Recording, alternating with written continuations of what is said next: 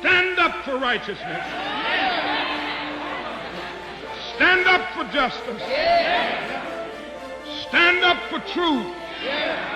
I truly believe that thoughts are the greatest vehicle to change. We do not care whether the cat is black or white, as long as it can catch mice. We choose to go to the moon in this decade and do the other things, not because they are easy, but because they are hard. Victory in spite of all terror. Victory however long and hard the road may be. To those waiting with bated breath for that favourite media catchphrase, the U-turn, I have only one thing to say. U-turn if you want to. The ladies not for turning. Invention is the most important product of man's creative brain. The ultimate purpose is the complete mastery of mind over the material world, the harnessing of human nature to human needs, is a quote from Nikola Tesla, the Serbian-American inventor, engineer and futurist, the man who invented the 20th century. I thought this was an appropriate quote for our discussion today, as our guest has had a long and successful career immersed in technology, from computing to telecommunications, and now chairs the National Scientific Research Agency. Our guest today is David Thodey, AO, Chairman of CSIRO, Xero Limited, and Tyro Payments Limited. He is also Non-Executive Director of Ramsay Healthcare Limited. David was appointed Commissioner for the National COVID-19 Coordination Advisory Board. Previously, he was Chief Executive Officer of Telstra Corporation and CEO of IBM Australia and New Zealand. Hello and welcome to another episode of No Limitations, a show where we speak to elite world-class performing men and women and unlock the secrets and influences that have shaped their destinies and that you could apply to your own life. I am your host, Greg Robinson, Managing Partner of Blenheim Partners, the #1 research-led executive search and board advisory firm. In a forward-thinking discussion, David draws our attention to the multitude of opportunities in front of us, from how Australia can position itself favourably in the shift to renewable energy, to tapping into the potential of the world-class biotech and broader technology environments in our own backyard. Mindful of the past, David also shares with us learnings from a career that has seen him traverse countries, on the move for 2/3 of the year, and at the helm of one of the country's largest and most recognised organisations. So sit back and enjoy the great spectrum of opportunities. David, welcome to the show. Thanks, Greg. Good to be here. David, how does one who studies anthropology and English become a senior business leader? That's a great question, Greg. I'm not quite sure. Actually, there is a little bit of a story behind this one. I actually was a maths science major through school, so I did maths, applied maths, chemistry, physics.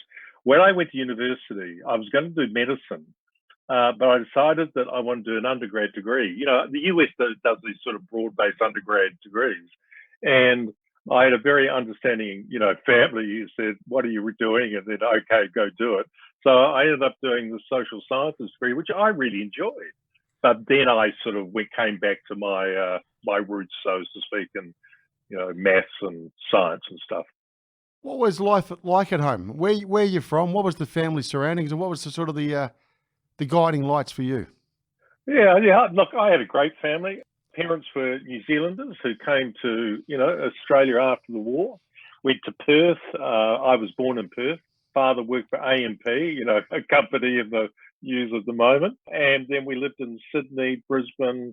They went back to New Zealand, and I, went to school there in Nelson and Otago. So yeah, very supportive family, quite well known in New Zealand. So pretty middle class, but yeah, really, really great. I have great memories as a kid. You moved into the world of technology. What was the stimulus? Obviously, mathematics might have been one part of it, but do you want to talk us through where did the interest come from? Yeah, really interesting question. The genesis probably was, it was that time of change. In fact, some of the work I'd done in social anthropology was the impact of technology on society. So I was seeing this, computerization. Those days, big mainframes and, big companies. But you could see that this genesis, this beginning of incredible change in society, and it really sort of interested me. I should also say my elder brother had started to work for IBM in the UK, and he said, you know, and I was talking to him, and he said, "Oh, go give it a go." And in those days, IBM used to have this IQ test. I mean, you maybe not remember, but it used to be sort of the standard in the industry. I must have fluked it because you know, I somehow did okay in it. And I actually ended up starting at IBM as an engineer. I was a software engineer. But, you know, those days, and I really applaud IBM, they would intentionally take people from a broad, you know, background. You know, they had people who were psychologists, they had some computer science engineers, so very broad, quite sort of forward thinking really, but all they looked for was this analytical capability as the basis. Actually, just on that and having a bit of a detour, do you think companies think enough like that these days? Because as a search consultant, you're quite often you're almost regulated in the sense that I really wanted to focus on these competencies and this industry background, and that flexibility or lateral thinking, whilst talked about, very rarely gets up or is one get through, you know, the board decision-making process. So that is interesting. Yeah, no, I really agree with you. I think you've got to be clear about what skills you're looking for, but then you've got to be willing to be surprised and therefore put yourself into a position where you think, oh, wow, I hadn't thought around that. Because I think that's the joy of life and in business as well. It's sort of the unexpected and being open to that. And so often, I mean, in my own thinking, I get too narrow. And so I actually put myself into situations where I'm a little bit more uncomfortable. So I'm tested in what my view. So I think in relation to search, that's exactly the same thing in hiring people, because you know people can come from really broad backgrounds and can really contribute. So what is it, David? You've got this X factor of curiosity, is it, which makes you think differently? Well, I should say yes, because I believe that's sort of one of the great skills to have.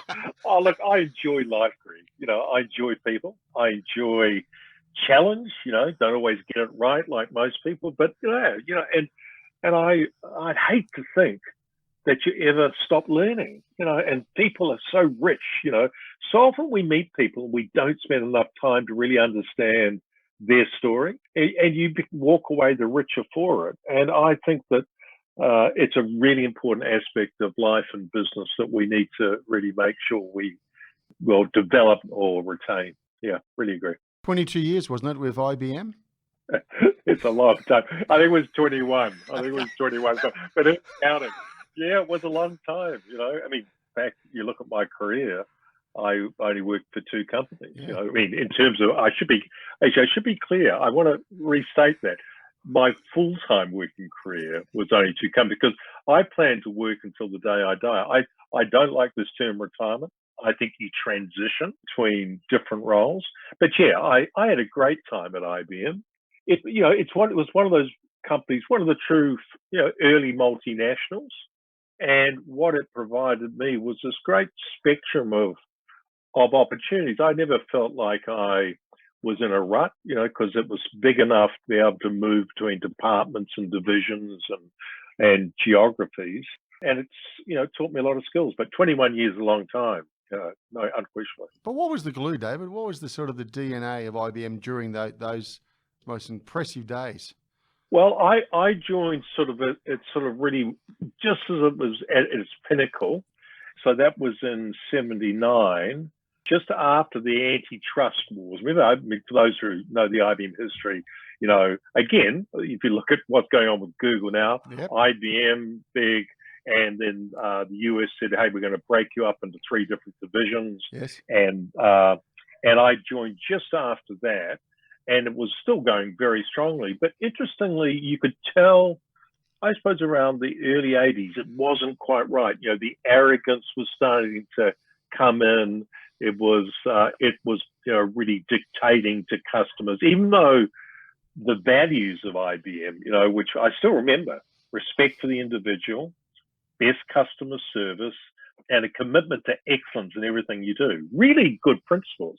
But you could tell it was sort of going off. And then, of course, it was another 8 years before it had that, I think, $6 billion loss biggest loss in corporate, America. But again, if you think about it, it was culture that was really driving it. But it was a great company. People were great. As we talked about, they hired really good people. I can still remember, Greg, when I joined as an engineer, and I joined in Wellington in New Zealand, and they put me through 12 months of training, 12 months. Is that right? And I was sort of a trainee, and a bit like the big oil companies, and they sent me to Sydney, and I learned coding and how computers worked, and also they taught me how to give a presentation, how to put on a white shirt. But it was great. I mean, you couldn't have got it anywhere else. It was like sort of a little mini MBA, really. Taught me how to look at a balance sheet, P&L, cash flow, all that stuff. But so a whole year of training, incredible. Experience in the US, David? Yeah, well, I mean, my career went like this. I started in New Zealand, then in it was sort of the early 90s, they pulled Australia and New Zealand, the normal Australasian collaboration. And I was sort of I think I was sort of the sacrificial middle manager sent to Sydney. And then I lived in Japan for 5 years in a regional role. Wow. And when I was there, I spent a lot of time in the US and in Europe. And that was a great experience. Yeah, look, US companies, look, I think you've got to say there's a lot of great strengths around the US management model. I think I learned the skills of people management, performance management, how to work within teaming, all those values and real traits that I think are really important in a career about how to create an environment to get the best out of your people, collaboration, all those things.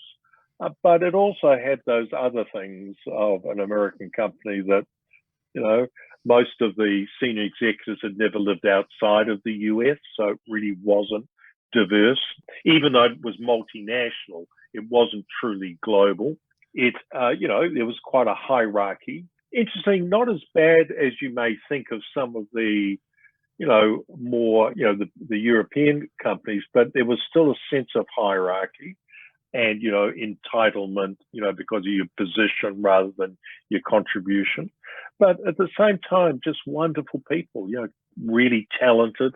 And remember, IBM was one of the first big tech companies that was investing 3 to 4% of revenues in R&D every year. Yeah, right. So it would have been, $2.5–3 billion, and in those days that was really big. And I think it really sort of did show in the long term around their ability to innovate and bring out new designs of chips, etc. So bit of the background of working for a multinational, US multinational. What was your takeaway in your experience in Japan? Oh, gee, I think it was a really rich experience. By the way, my family was there too, so we were all there for 5 years. I was meant to go for 2, and I ended up staying for 5. Well, look, there was 2 parts to this. One was living in Japan, and I'll give you some insights to that. But also, I was in a regional role, so I spent a lot of time in China. Worked across Southeast Asia, India, and also I was a liaison back to New York and then Paris. So I was traveling probably 220 days of the year. So there's a lot of, because I know the number because I had to do my tax return and count how many days I was in Japan or not. So firstly, living in Japan, look, I mean, Japan is, I love Japan. I love, the art. I love incredible attention to detail, the discipline, the sense of beauty they get from the small, the Zen gardens, etc., bonsai trees, etc. But, you talk around a hierarchy. I mean, it was just impervious and really hard to make traction. It's the old joke, you go down to IBM Japan and you'd sort of say something and they'd look at me and say, Thodey-san, hi. And that means obviously yes. And what it means is basically, okay, I heard you. And then if you got 2 highs, it's, yes, I hear you, and I'll think about it maybe. If you got 3 yeses, it was, yes, I heard you, I'll think about it. And I may even think a little bit about doing it, but I'm not sure. So you had to really get the commitment. They took a long time to really build trust with them. But we had a great time there. When I was there, English was spoken in Tokyo, but once you got out of Tokyo, English wasn't, the dominant language. But we had a great time. All the kids speak Japanese. We did come back for their, secondary school.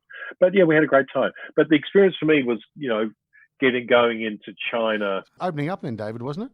Yeah, it was opening up. So that was sort of late 80s. And the first time I went to Beijing, there was the airport, which not the airport there now, but an older airport. Yeah. There was some, the tar-sealed motorway that went for about 5 kilometers and went to a dirt track.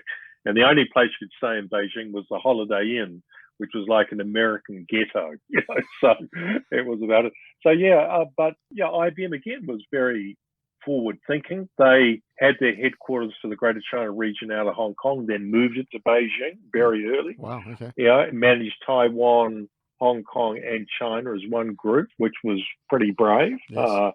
In those days, and had a great time. But spent a lot of time in India. Then, of course, Indonesia, Philippines, we're all opening up Thailand. So, great time. By the way, anyone in their careers, if you have an opportunity to, work overseas, really immerse yourself in different cultures and business environments, I really recommend it. It just gives you a different, environment. One thing about Japan, there's, the concept of nimawashi. I always used to compare Japan versus the US because, as you know, in Japan, consensus building is really strong. Frustrating, really frustrating, And the concept's nimawashi, which is, until you get everybody in agreement. So you take, an idea down and they'd ask 1,000 questions, it was so frustrating. But they'd work it through. And then once they got it, they're off, bang, and they execute. Whereas in the US, and this is sort of a simplification in a way, it would sort of be classic, take that help. The US would think about it, let's make a decision, bang, not really think it all the way through, and then let's go, and so they'd be far quicker to action. But often they're taking the wrong hill, So whereas the Japanese would take longer to make a decision, but then execute really well, the US tended to make more, shoot from the hip decisions, and then maybe have to reorientate yourself. Now, both can be valuable in different situations, but it used to be quite, distinct, ways of approaching complex problems. But just on that, if you're going to overlay that, how would you describe the decision-making in China compared to those two? They're pretty quick, but it's about looking good, it's about face. So that's the thing that I think we've all got to be aware of, even in the current environment with trade, is that you just can't underestimate the importance of saving face, of looking like, of giving them the opportunity to have a way out. If their back is against the wall, they do things that, we would never consider. And it's not right or wrong, it's just the way it is. And so I think that, confrontational politics or confrontation approaches with anyone from that sort of culture is very fraught. And so you need to be considered in the way you approach it. Still, I'm not saying compromise on your values or your position. Be true to who you are and what you stand for, but just be very careful about not putting them in a corner, and because then unnatural things happen. And when you stand back and look at what you covered during that period of time, David, and you reflect on it, and if you're going to give advice to those coming through the ranks now, how important is it to building relationships to get things done? Oh, really important. I mean, and it isn't just superficial relationships. It's sort of building trusted relationships, and that means taking time to understand their perspective. Thinking about how they're approaching a problem or an issue, and also a little bit of give and take. But relationships will only go so far. I mean, it's very important, but you don't want to abuse the relationship either. And I'd say that's true for many agencies, but I'd also say it's true for us, Greg. I know at times we're sort of more transactional, but the truth is, I do business with people I trust. And even though I've got a contract, I can never write a contract that covers every eventuality. True.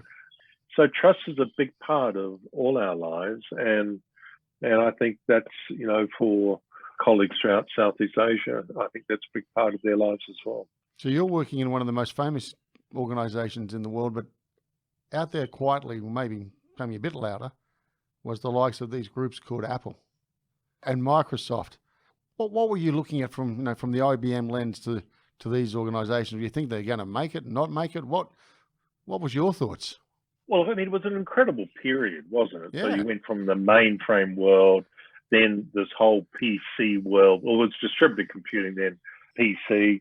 That's where Apple had its genesis. Microsoft came through. Remember, IBM asked Microsoft to write, the DOS disk operating system, the PC. Yeah, it was an exciting period. And then, firstly, Apple, as the story everyone knows, it was, on its knees. What was the share price? Got down to some, teens. Yeah, that's right. And what an incredible job that Jobs did coming back in and saw the future.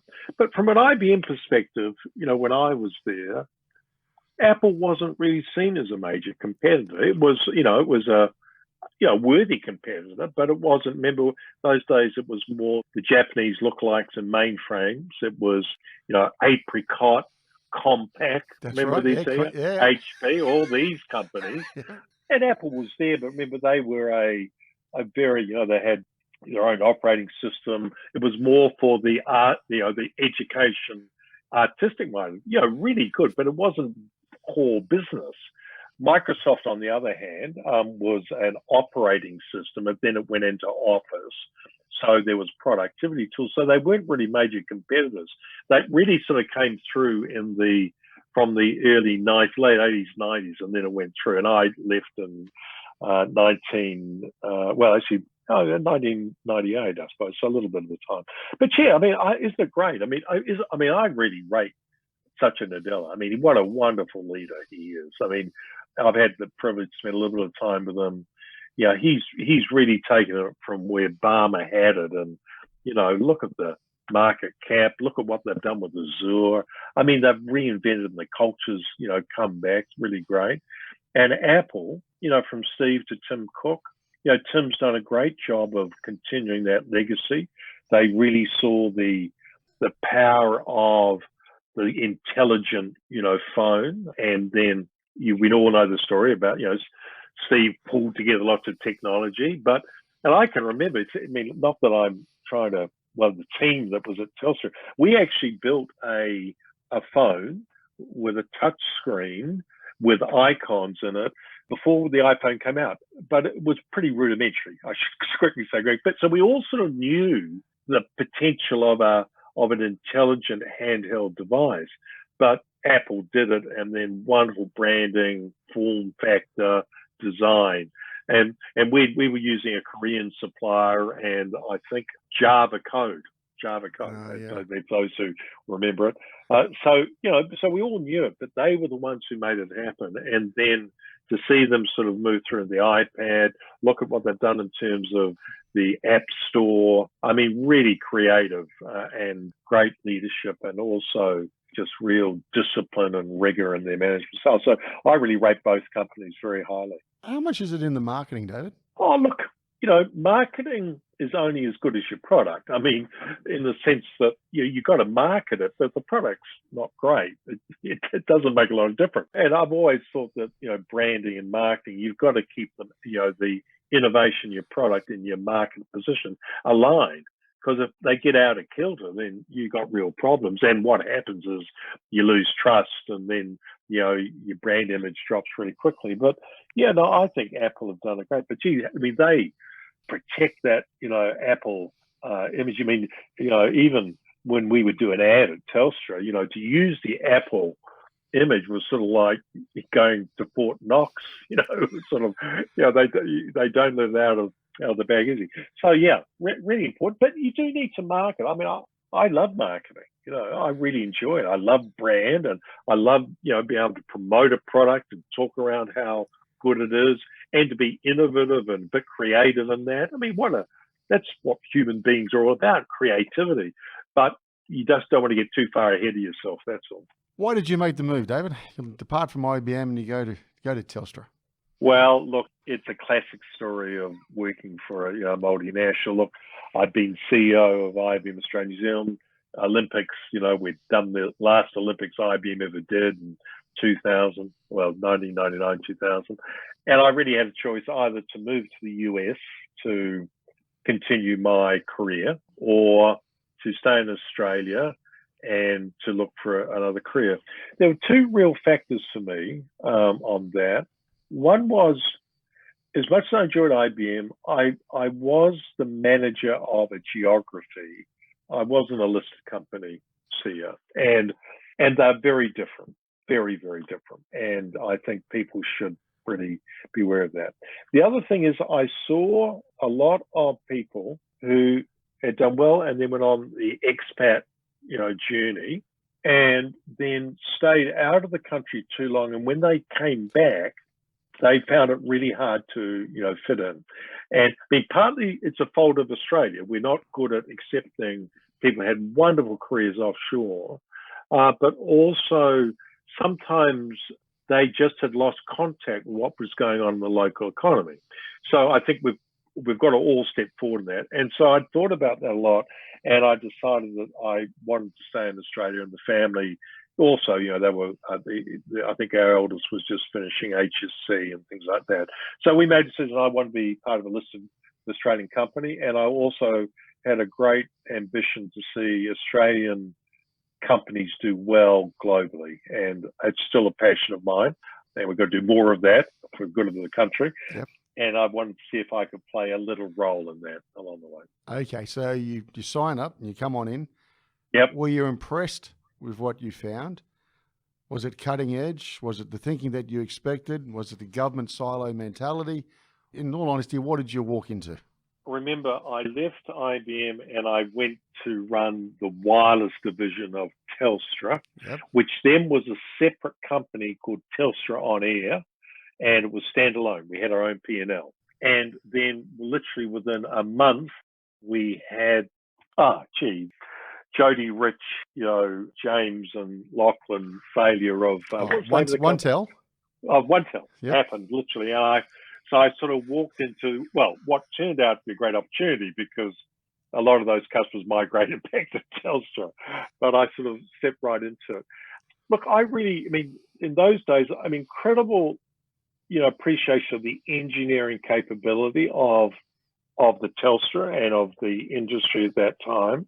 Probably the thing that struck me on the downside was the lack of this ambition to go broader. It was, we're Australia, we're really good at what we do, and we turn up to international meetings, do okay, but not this sort of, why aren't we looking at Indonesia? What can we do in the Philippines?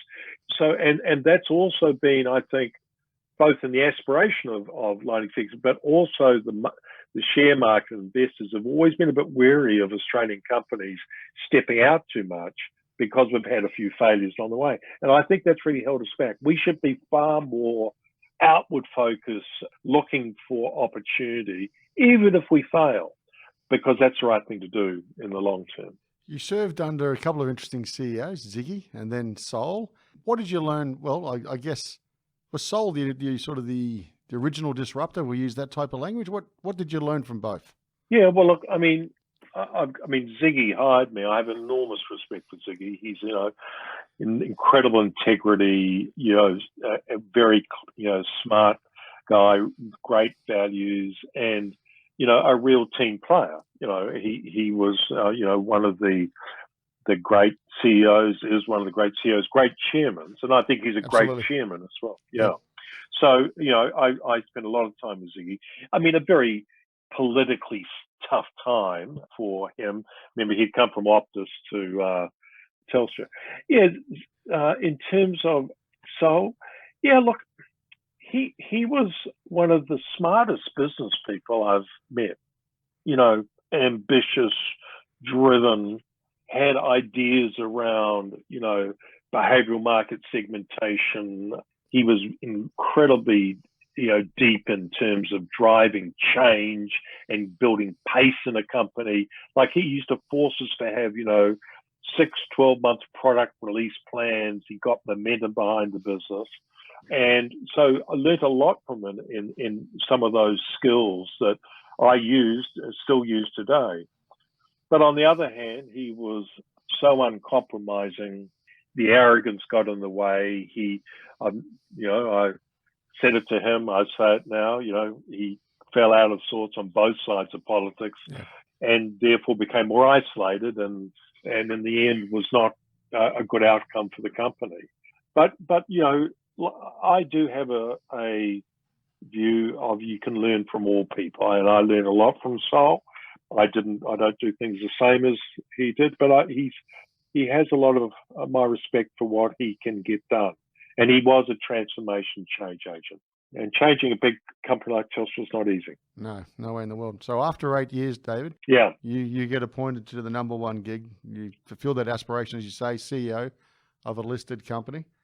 But it's all talk until you deliver. What did you set out to achieve?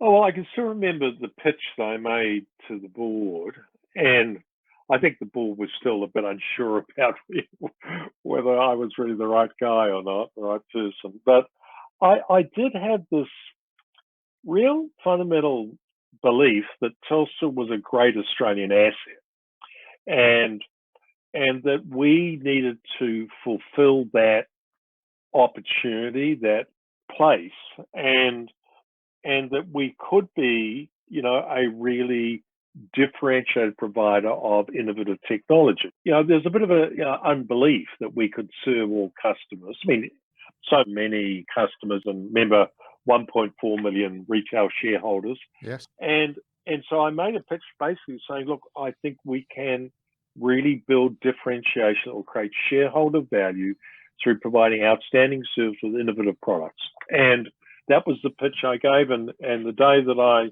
became CEO, I remember walking to the Sofitel in Melbourne, and it was sort of post-Sol, and every time Sol used to do a press release, there was sort of more press than people normally. So I got the messages of sort of the tail of that. And someone said, to me, which who obviously didn't know, he said, Mr. Thodey, Sultra here was an agent of change. What will you stand for? And, in those moments you can't really rehearse. And I said, yeah, he was an agent of change, but I will be an agent for the customer. And came from quite deep down, and I think that drove, a lot of what we did in that period. Not perfect. It was a great period, but not a perfect period. And maybe we can talk a bit about that, because it isn't just sort of a good feeling type customer service. Being customer centric is the only thing I know that will continue to keep a company, a big company, reinventing itself. And one of the problems I've seen in companies around the world is these sort of 5-6 year periods. They sort of, they start and, it's you remember the big, we all need a burning platform, right? Yep. Burning platform, throw out the CEO, throw out the management, and then they recover, share price comes better, then all falls apart 6 or 7 years later. Then they start again. And I think that it's fundamentally, it's this thing around hubris and arrogance and becoming internally focused. If you're driven by the customer truly, and listening to the customer, you never stand still, you never arrive, and it forces you to keep reinventing yourself. And I think that's what has, I've learned through that period. And that's why I think truly customer-centered organizations, really do continue to drive value for shareholders. Okay, but let me ask you a couple of questions on that. And I agree what you're saying, but as you know, every Australian has a different view on Telstra. Everyone's got a war story or frustration. Someone's dialed out and they've been through a system in back of Philippines. They've been held on telephone calls. No one gets back, etc. Then there's the flip side of all the good stuff that Telstra does. So what is customer service to the customer out there? Is it someone calls me back? Is it that things get done? Is there a follow-up? Because you say, because or am I in the land of duopoly in Australia and I can get away with it? What do you think, David? Because everyone has their fair share and everyone has their critics with Telstra. Yeah. The flip side, they don't understand the complexity of what you deliver and the scale of it. So how do you answer that? Yeah. Firstly, customers should never have to understand the complexity of the company they're doing business with. I mean, that's my problem, not theirs. You know, good customer service is about exceeding your expectation. There's no, whatever expectation you have is somehow, doing that in a better way. And to do that, there's a whole range of things you need. It's from, returning the call, following up, making sure things are done correctly. It's the culture, it's your attitude about how I engage with you and do I respect you. Not all customers are right, by the way. Sometimes there's totally unreasonable customers, but you always treat them with respect. Sometimes they decide to go somewhere else. You respect that decision as well. But also, you've also got to do what Apple does, is design great product that is easy to use, that doesn't require you to ring up to complain about whatever's not working. So it's both cultural, it's about process design and simplification, because complexity is the curse of any company. And it's about great product design that is easy to use and make the difference in my life. Now, to your question around, no, Telstra, even, I never would I say that did we give perfect customer service. I mean, but when we had failure, it's how you respond to the failure. So if we've got a bad experience, it's about how do we recover from that and make sure the customer knows. It's like, we had an adage there. Every complaint was an opportunity. If someone complained, get back, acknowledge it. So I'm sorry, I've got your complaint. I'll be back to you in 3 days. Let's see if we can solve it. So and then the customer walks away saying, oh, well, they care. I was really annoyed, really aggravated, but at least I did something about it. And look, it's impossible to be 100% right, but you can increment up. And I think people, I think you're going to ask me this later on. The thing that I'm most, pleased about after my time at Telstra was not the financial results, although I'm glad that they were good. It was, we were voted the most respected company in Australia in 2014. That's right. Now, in 2009, the top 100, Telstra wasn't even in it. So something changed. Now, but we weren't perfect, and we will never be perfect. And yes, we did use offshore, call centers, but we always knew that was going to go digital. And by the way, a lot of the complaints we had from so-called offshore call consultants were people in Perth, because we're a multicultural society. So, sometimes, biases come in, but we did. But, you've got to be honest and straightforward about that stuff and then move on. So, I don't know if that answers the question, but that was my perspective on it. Okay, but to deal with the customer, you've got to lead well, right? Or you've got to structure your team. Yeah, you do. In the right manner. Bureaucracy is the killer, as they all say. It is. Overdoing too many meetings is the killer. So what is leadership for you, and how did you structure the team, and what sort of culture were you setting for leaders? Well, I think, firstly, in building a team, I'll come back to talk about the qualities of the team members, but you do need to unite around something that's bigger than every individual in the room. So it's called purpose, aspiration, doesn't matter. But it's something that defines you as a group, that only you as a group can do, that is external to you. So it's not about me, it's not around the people, it's about what we will do to change. I mean, so for example, when I became CEO of Telstra, I tell you, the first 18 months, I wasn't invited to lunch with anyone. No one asked me to give speeches. No one asked me to do interviews. It was head down, just work away. And I think there were cartoons about me and, all the normal carry-ons that happen. Yeah. But that united us to say, well, people may think that, but we don't believe that in ourselves. We're going to make a difference. That's number one. So to do that, you need people who are team players, number one, but they need to be good at what they do. They need to have intellect. They need to have drive because it's not easy, and there were some days, after a 12-hour day, you're not feeling too good and you got to get up and do it again. We'd have failures, so you need resilience, to get through that. And you need to have the values so you can trust each other, because, big organizations, you've got to, put the team to an extent, a team of equals all working together. So getting the right values is really important as well. And then you need people who, you need diversity, because you've got to create an environment where you want the truth, not the popular idea. And so it's okay to have challenge. It's okay to have tough discussions, because in that process, you get to the right outcome. And sometimes you don't, and sometimes you've got to change the view. Well, that's fine. Get on and do it. So that's what I look for in a team and in the quality of leaders going forward. So, David, what was the scale of the organisation when you were in charge, in the sense of employees? I think we were probably about 37,000 full-time and probably another 6,000, part-time casual, about 43. And remember, through that period, we were taking $1 billion of cost out every year. Wow. So I think we finished at around about 35,000, but we were taking people out and reinvesting people elsewhere.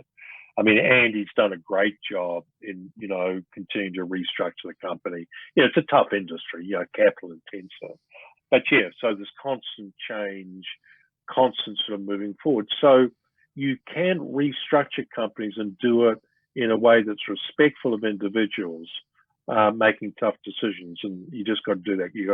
It's every day. It's, unceasing and, incessant. And in your position as the CEO, how do you get your message across to the 37,000 people, David? How do you get consistency of message? As you know, the answer is communication. Look, you can't do it all yourself. Firstly, you've got to know clearly what you stand for, what you're trying to achieve. And you do need, as I said before, the curse of organizations is complexity, especially letting the customer know about it, but complex. So you've got to sort of net it down to what are the important things. And you do need to repeat it. But you then need to interpret it into every situation, because often you hear in change management, the problem is, it's the frozen middle, middle management. You heard that sort of comment, Yeah. And so the senior executives get the vision, the people in the front line, but actually I think it's really wrong. The people who are middle managers are trying to interpret what these great visionaries in the organization are saying, and the reality of trying to still deliver to customers. And you've got to enable them to make those decisions consistent with your vision and where you're going, and the reality of restructuring, how I'm going to manage with 5% less people, whatever, or 5% less budget. So I think you've got to really lean in and enable them and help them face up to those problems. And so that's the way you do it. And you need others around you who believe it and interpret it all the time. So that's why culture change is so important, because it's also how you express it, how you say it, what we stand for, and give people freedom to make decisions within that framework you set. Was there any particular organisations, David, that you were looking at as a model during that period of time? Look, it was a whole range of companies, actually. Remember Starbucks was, they were really, we went and saw Starbucks, and, we did go and see Apple. We spent quite a bit of time with Google in those days, because we could see things changing there. We had a few telcos that we were really impressed with. KPN out of Holland in that time had gone through enormous change. So they were smaller companies, but they had really sort of driven the authentic leadership, but it really reinvented themselves. But when you're doing change in a very large organization, it's multifaceted. It's yes, it's culture, but it's process redesign, it's product innovation, it's getting the capital allocations right. You've got to do all those things. Because I think that the most important thing in change is alignment of people to a grander vision, and then getting everything working together. And if you do it authentically, then you build this momentum. What I think that you arrive at true transformation when the change comes from the people in the organization, not from management or some guy and sitting in an office, where the ideas come forward from people who are in front of the customer who are doing things, and you create this environment of continual change. That's the sort of world we wanted. And you saw a lot of the companies out of Silicon Valley were like that. Not always perfect, but we like that. I mean, Apple was great, but for different reasons. So yeah, that was some of the companies we looked at. Just on that, David, do you have a view?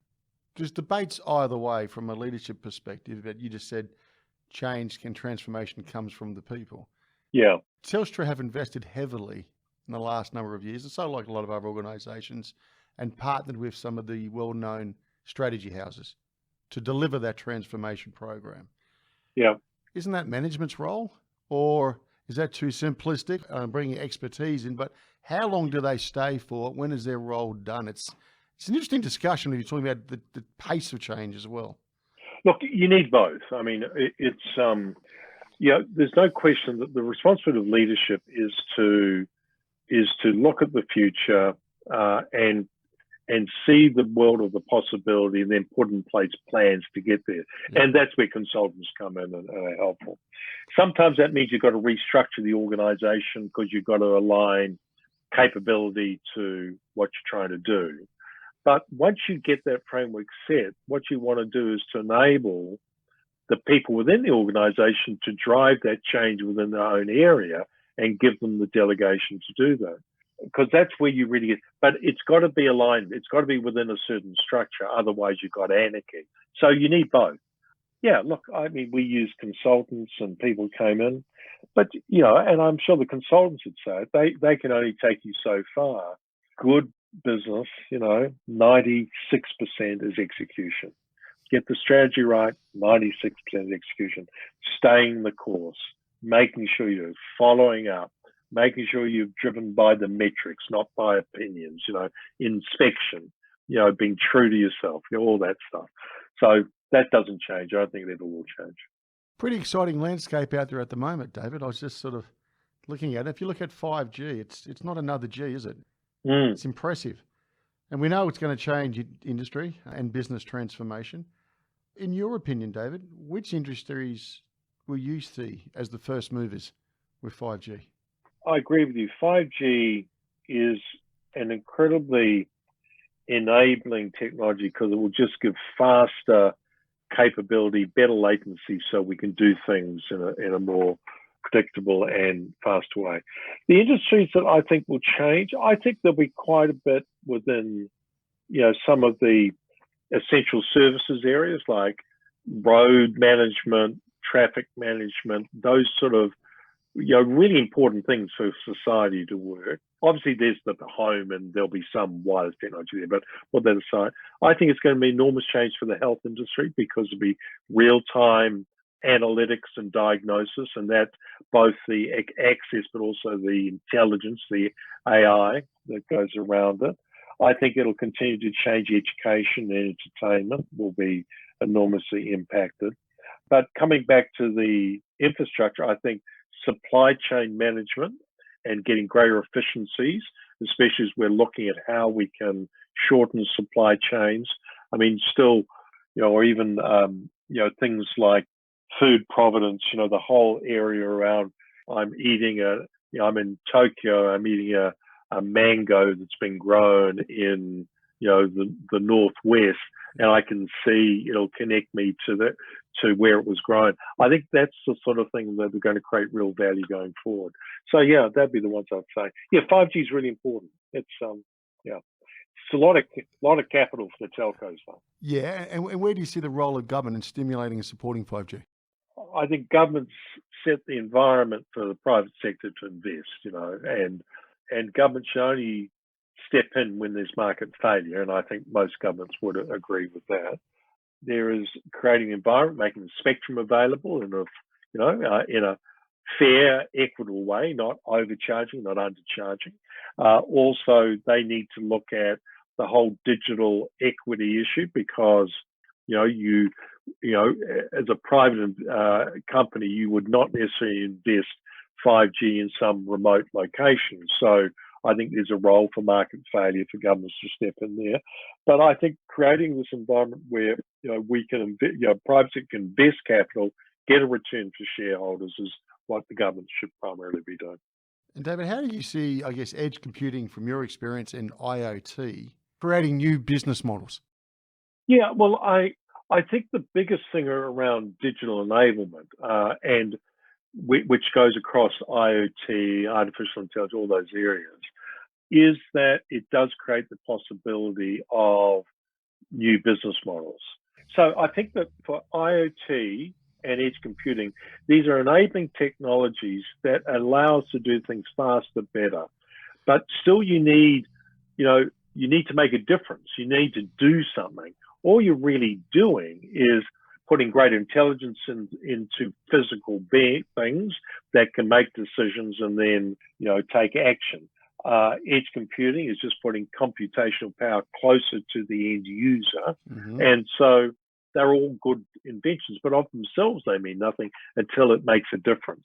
I mean, just think around, your iPhone. I mean, the iPhone is a sort of form of edge computing, isn't it? It is. And so all the things we can do here, from health monitoring, to enabling video and connecting things back, that's what the power is. And then more and more these will be an accumulator of data that can be aggregated together to make better decisions. That's what I see as the power of edge. IoT is going to be really important in things like intelligent roading, intelligent building capabilities, self-monitoring, self-maintaining, and getting to preventative maintenance. That's their big payback, really. And do you see a whole new infrastructure segment around the towers, data centers, smart poles, etc., which we should start thinking about?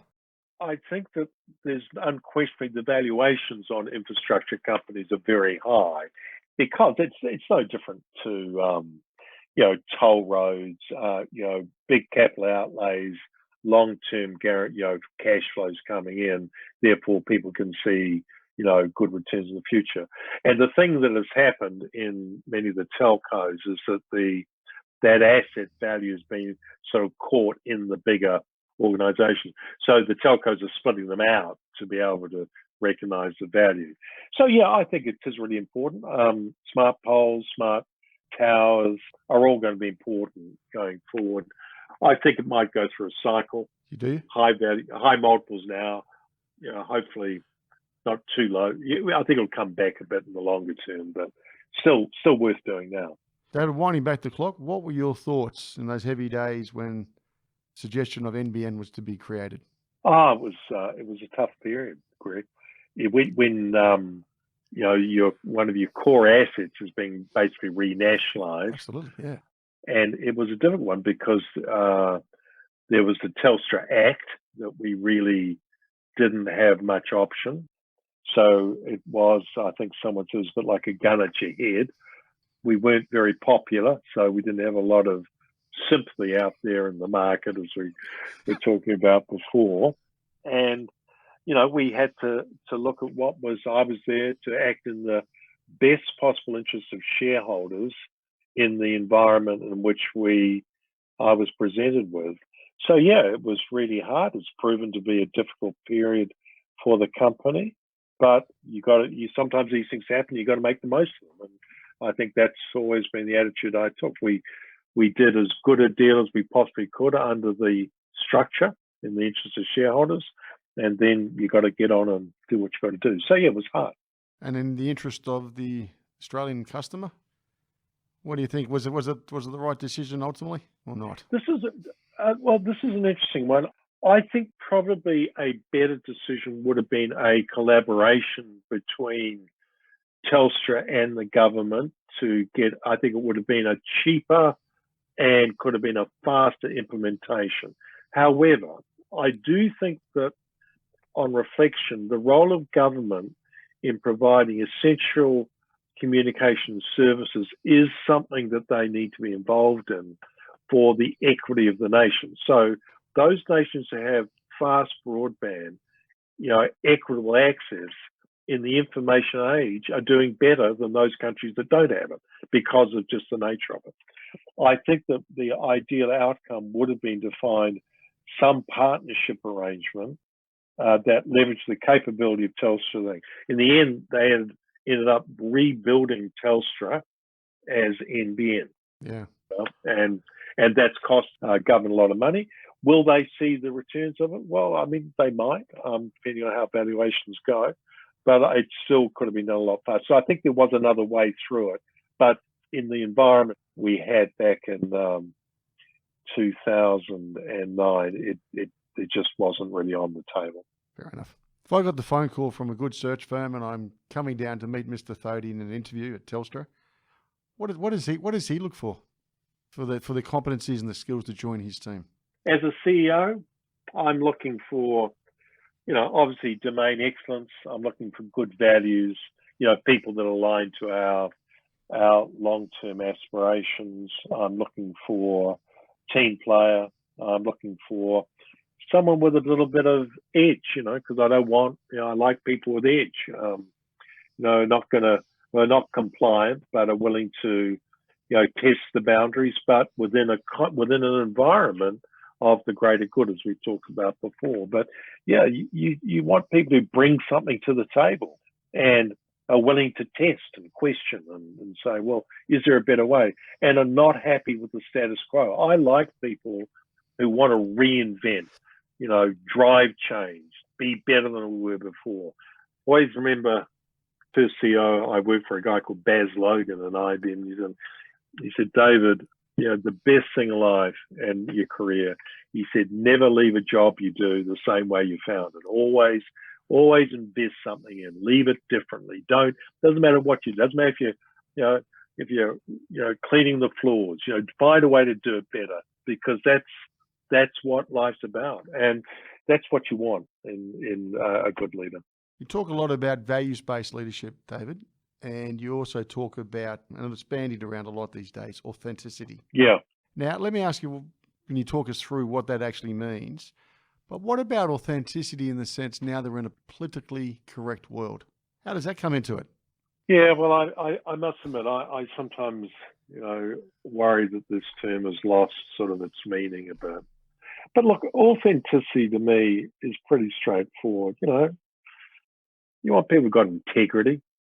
You want people who are honest, And when I say honest, not just tell you the bit of truth they want to tell you, but are willing to be straightforward, And I understand there's times you can't say everything, but within that, they've got integrity. And the other thing is transparency, willingness to be open, to be measured by a standard that's sort of outside of all of us, that I don't set, the standards. I'm not perfect, but I'm willing to be held accountable. And that's authenticity. And we unfortunately find a lot of people who want to twist the truth to make themselves look good, who are willing to reinterpret what's happened. And, we've seen in politics people who just, literally lie. And that's just not acceptable, because truth does mean something. And if you're trying to create sustainable value for shareholders, that's what my job is. Yep. And it's over the long term, not this quarter.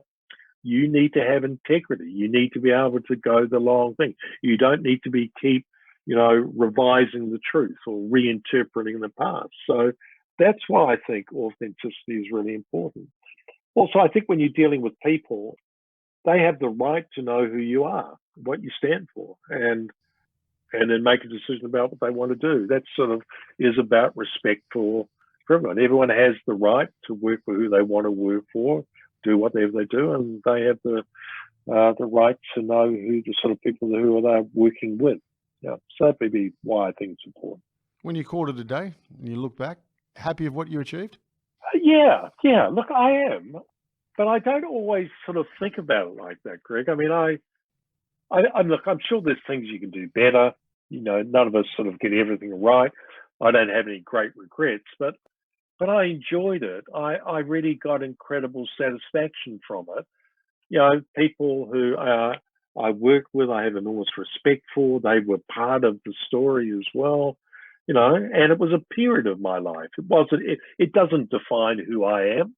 You know, my family, and you know, there's lots of other things that define who I am. You know, wasn't everything to me, but I did the best I possibly could, and enjoyed it along the way. And we had some good success. There are a few things that made lots of bad decisions along the way too. You know, like I should have sold Census, you know, about 3 years earlier.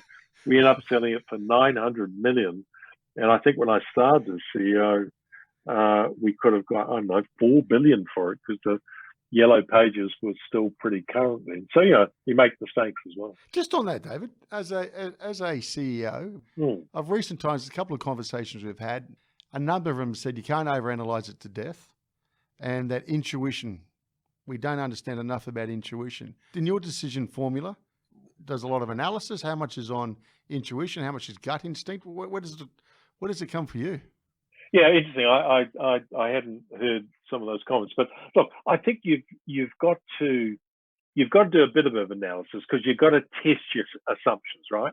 So you've got to do your homework, but then you do get to instinct. You know, you do get to your gut feeling, and you do need to trust it because you can never get perfect data. You can be there analyzing it till you're, you know, black and blue in the face. So, but you do need to be disciplined and rigorous in the way you approach it.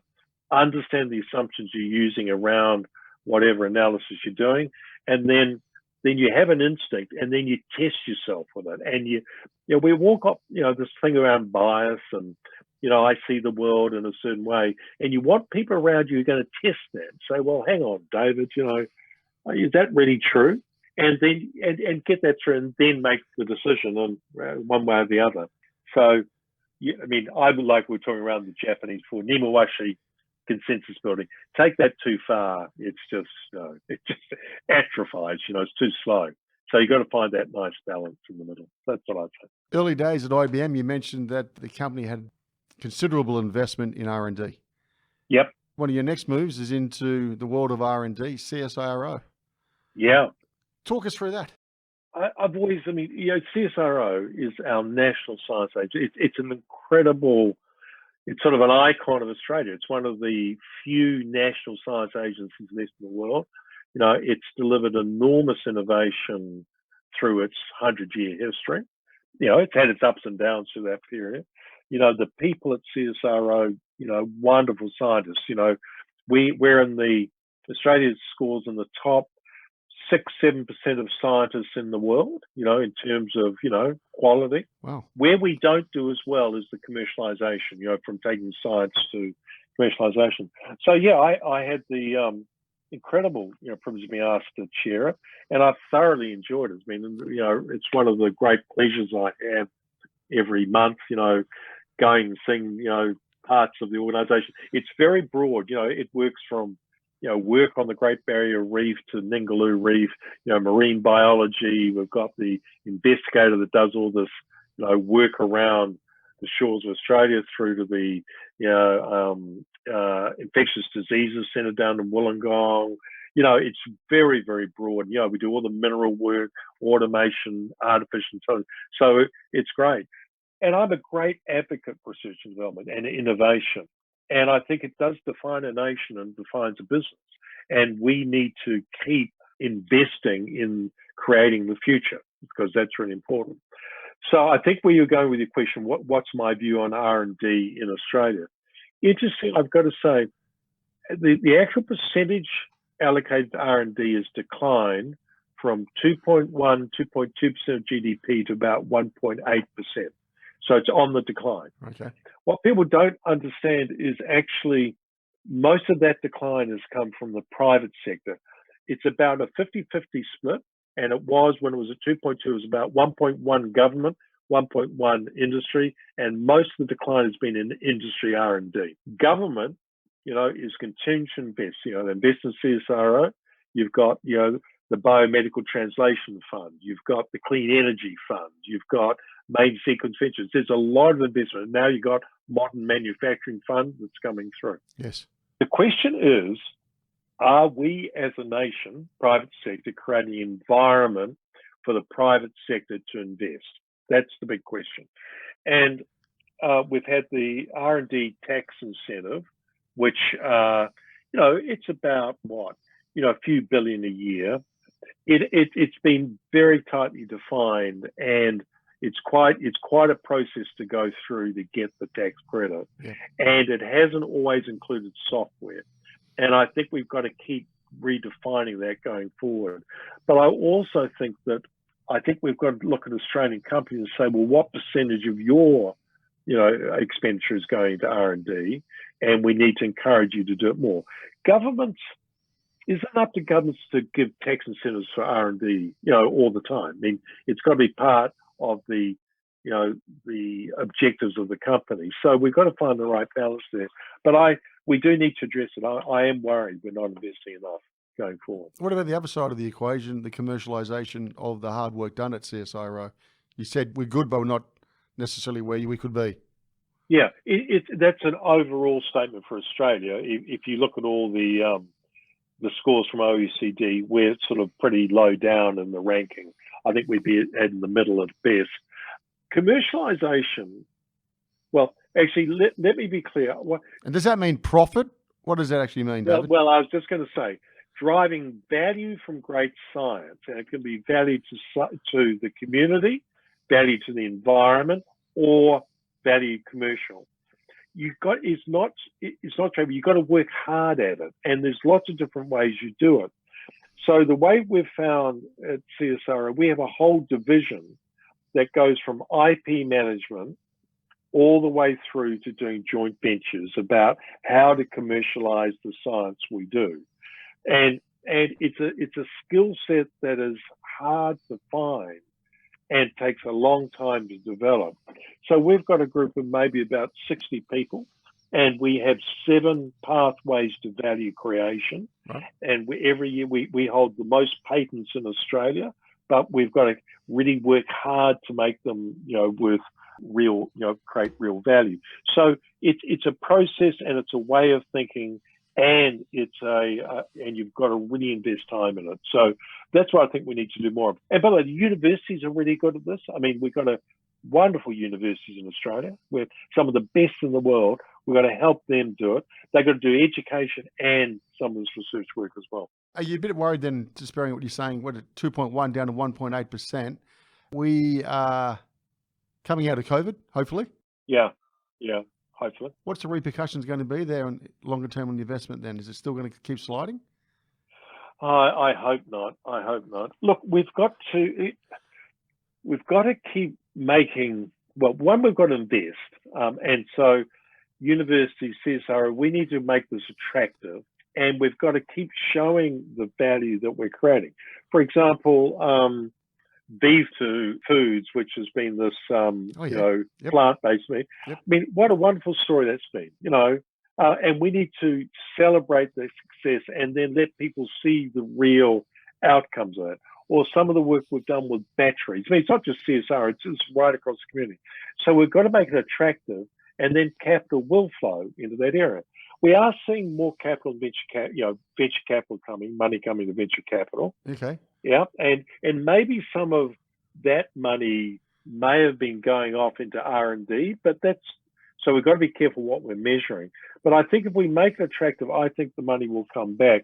We've got to keep talking about why it's important.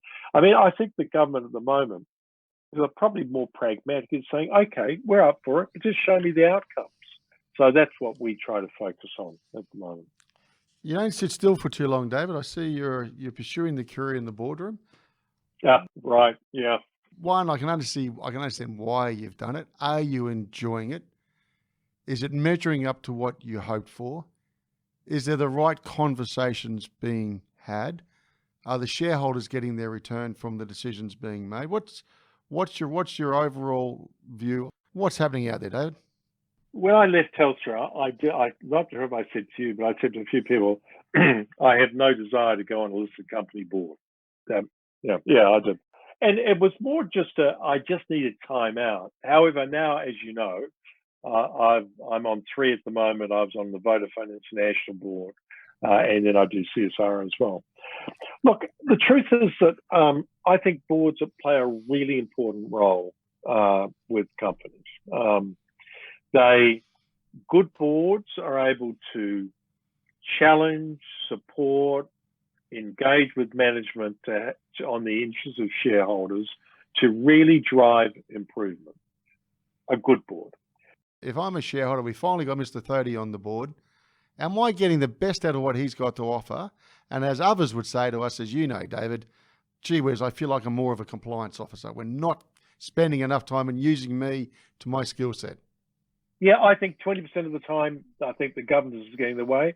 However, I mean, what I choose to do in these situations, so let's take Tyro, where we have a banking license and we're regulated by APRA. There's an enormous amount of, regulation and we need to cover and risk compliance. My view is risk management team, you get it set up thing. It's foundational. Just make sure we're within the parameters, and then we'll get on and run the business. So we're very disciplined in that, and then we put it to the side. We look at it, we manage it, we appreciate all the metrics we've got to look at, but it's only one part of what we do. So I don't let it get in the way. Now, sometimes I think, gee, do we have to really go through this 15-page document on, liquidity management? But there's nothing wrong with it. It's just that I know what we've got to do. So I think you can measure it. I don't enjoy it, all the time. But if you get good people around you, I think you can do it. But look, boards are there to keep pushing organizations forward to create value. And that's where we've got to focus. We've got to, obviously, the governance role to make sure it's all going okay. I do question sometimes that we're being held responsible for too much, like culture, etc. Absolutely. When it's very hard to manage and measure, really hard. But we do have a responsibility to work with management, and that's a bit of judgment as well as process, etc. So yeah, it's a complex equation, and but I think boards do make a difference. I think that I would say though, I don't think being a director on a board is what everyone should aspire to do. Because you're a CEO doesn't make you a good board director. Because you're good at compliance doesn't necessarily make you a good board director. You've got to have a mix of skills and be clear about why you want to do it, because it's got to be about making a difference, being able to work with management to create value. And so often I sort of, I worry that people, think, well, I'm going to have a career and I'm more worried about how many boards I'm on and how much I'm getting paid. That's not what you should do. You should do it because you believe in the company, you believe in the people, you want to work with a good group of people, you want to be challenged and inspired going forward. And yes, there's some governance stuff along the way you've got to do. Do you see the composition of the boards changing? And the only reason I say that, everyone's reading in the press arguments around cyber technology, new technology, AI. Are the board informed enough? The criticism from the CEOs, I'm spending 90% of my time educating a board. Are we going to see a change in the boardroom composition and skill sets? Well, let me there's a lot in there. Firstly, CEOs to boards, CEOs should work to get the best out of the board, right? So stop being passive and saying they don't give me stuff. You need to be the man to say, I need this from you. And you'll be surprised the richness you'll get back, because they may not be an expert in every which part of your business you are, but they bring you perspective to make you sure you make a better judgment. So that's the first point. In terms of this digital stuff on boards, I'm really worried that there's abdication going on. Yeah, I agree. Yes, you need to look at your skills matrix. But look, I'm on a board. I did not do an accounting degree, but I know how to read a balance sheet. I know a P&L. I know cash flow. I know capital markets. So I've learned those skills. With digital, every board member needs to have a capability around understanding digital change and digital disruption. And you can't just hire someone onto a board and say, oh, well, you're the digital expert. What are we going to do now? Because it's part of everything we do. So board members and boards need to keep re-educating themselves and moving forward, because I worry that suddenly the answer is, oh, we'll just hire someone. Yes, you need the skills matrix, but you need to do some things together as a board.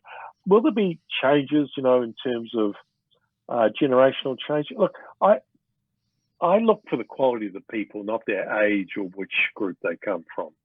Are they change agents? Are they continue to re-educate themselves? Are they leaning forward? Are they bringing energy? Are they bringing different views? Are they really part? That's what you want in board members. What you don't want is passive people going through the process, warming the seats. You want people who are engaged in driving change and bring good judgment and know the difference between a board and line management. That's what you want in good board directors.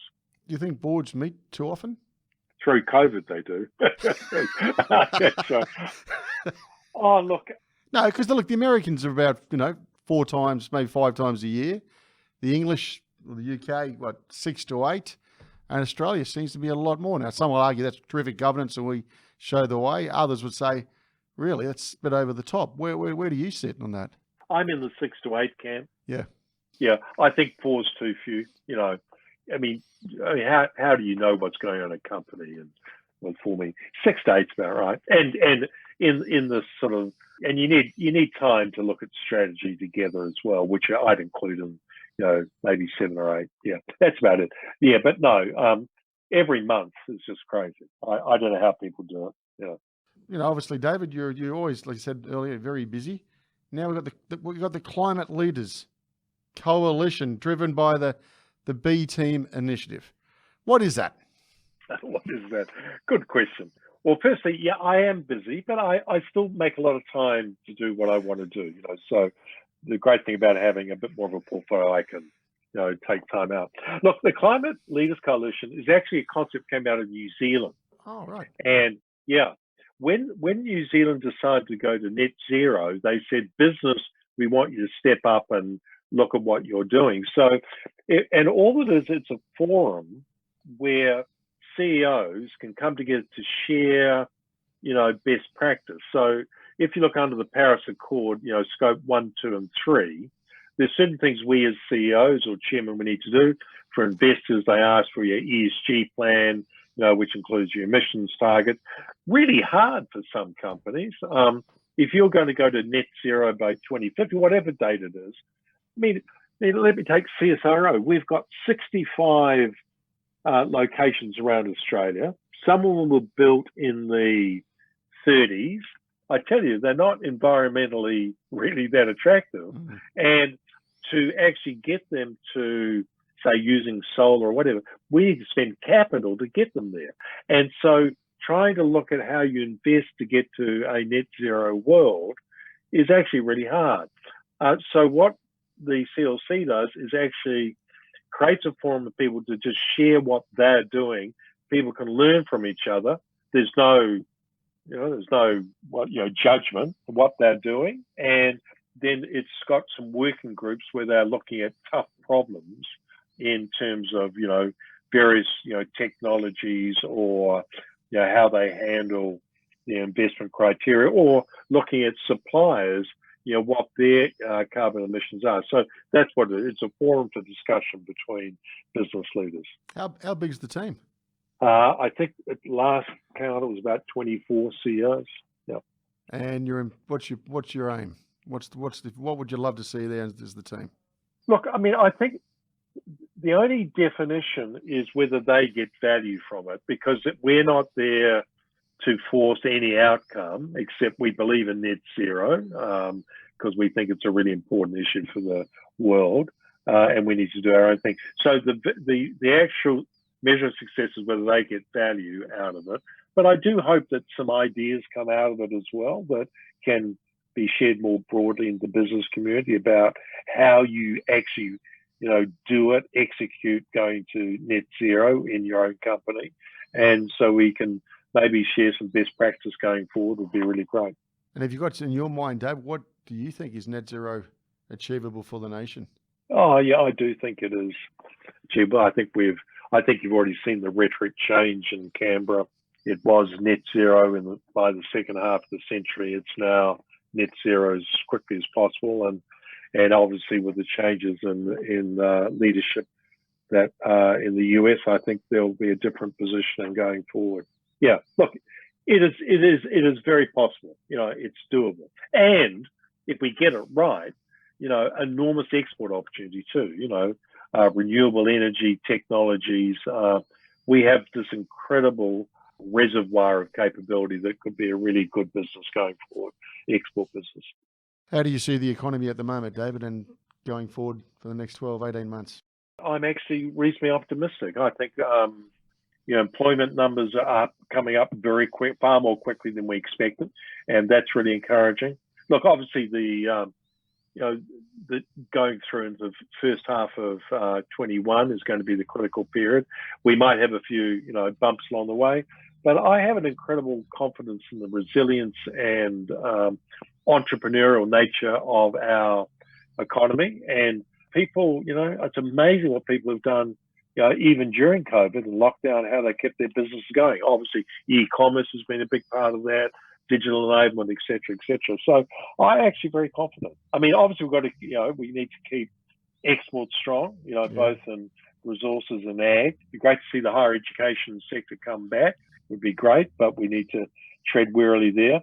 I mean, my biggest hope, Greg, is that we continue to develop what I call the third leg of the stool, which is these knowledge-based industries, in health, technology. We can do better in those sectors, and they're great export opportunities. So you look at what's going on in Victoria, around biotech, medtech.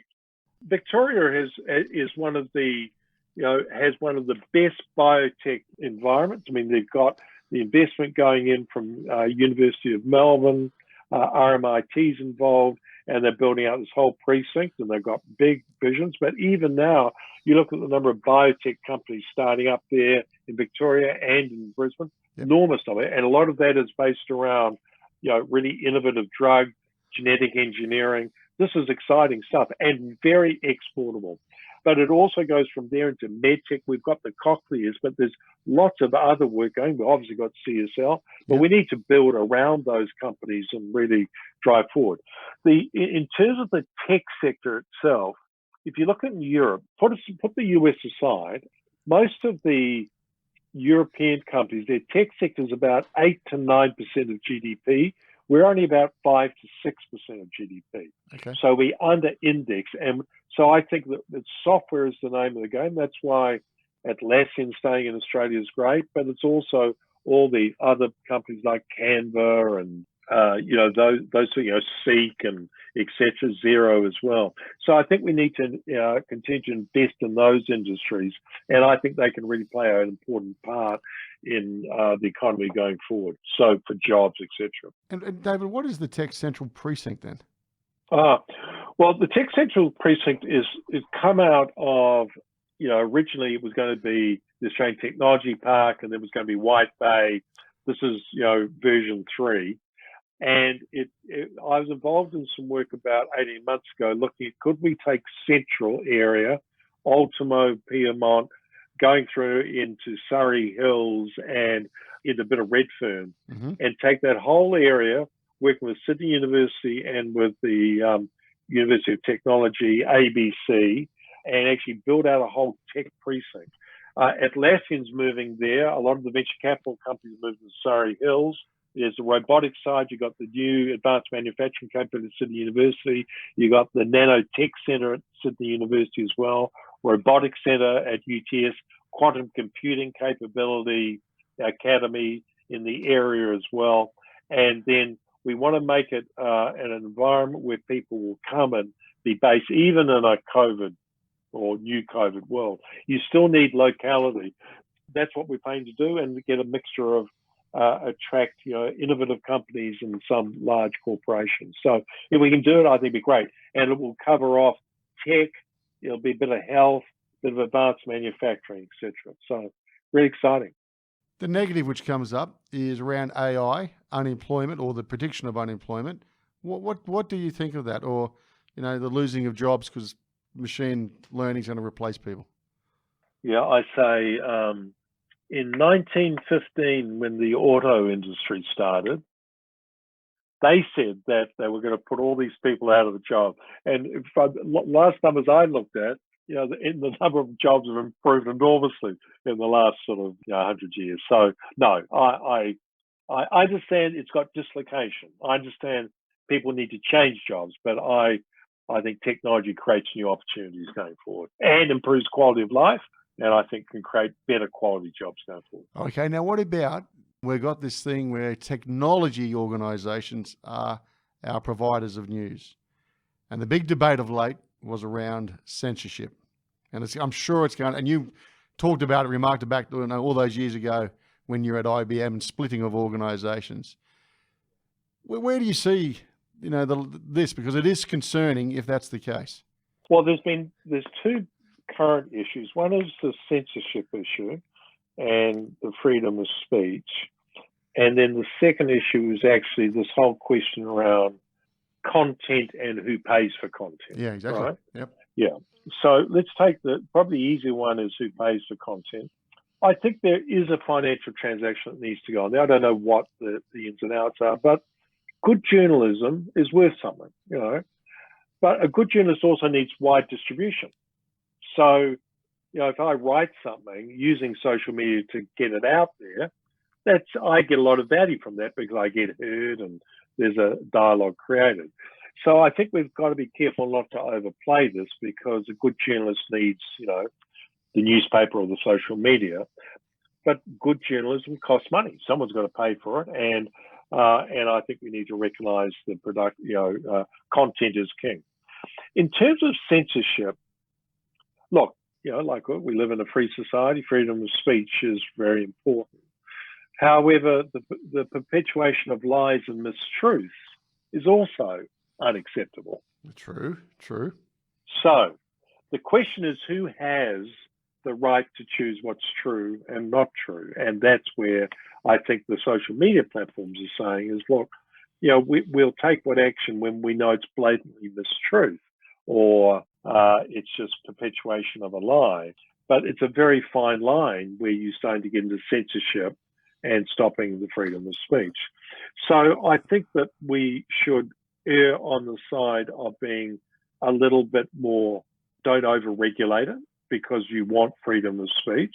But if it's blatantly a lie, then I think there is a responsibility. Just like if a newspaper publishes something incorrectly, they've got to take action.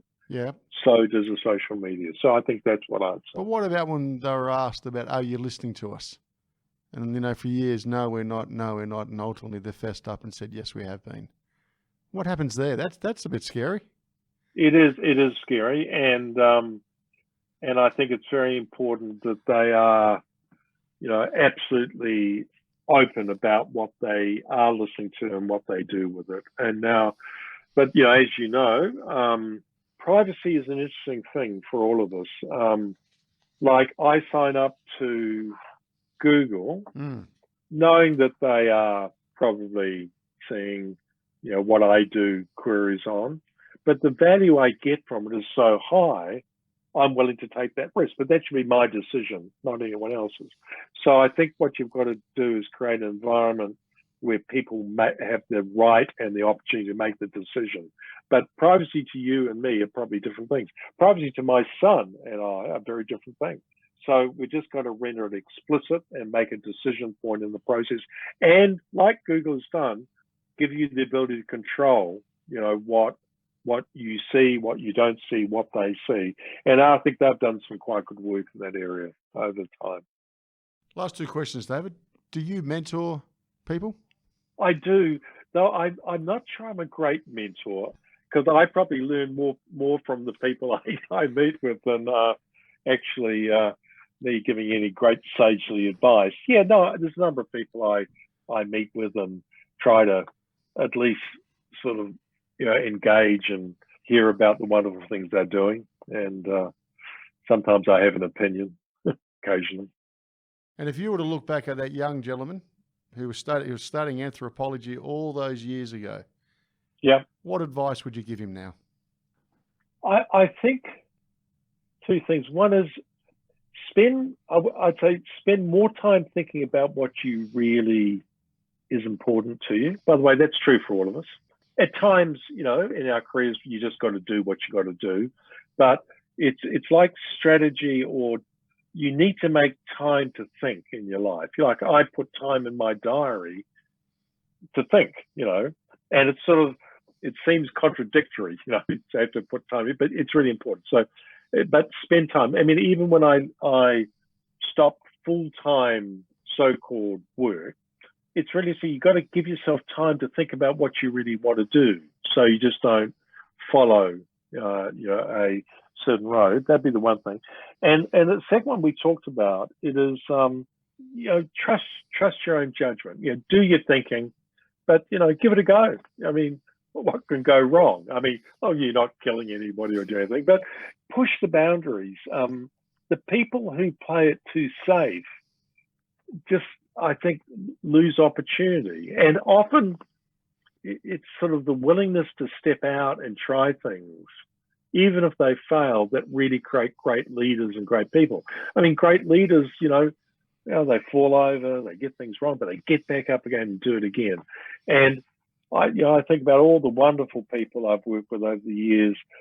Some of them have not achieved what they were capable of achieving, and they're probably more intelligent than many of us, because they got sidetracked, or they didn't have the discipline in their lives to really see it through. So give it a go, step out, take a bit of risk, and make sure you enjoy it as well. That's what I'd say. On that, David, I really appreciate you making the time today. No, it's been my pleasure. We've covered a lot of ground, but it's been my great pleasure. Thank you. You've been listening to No Limitations.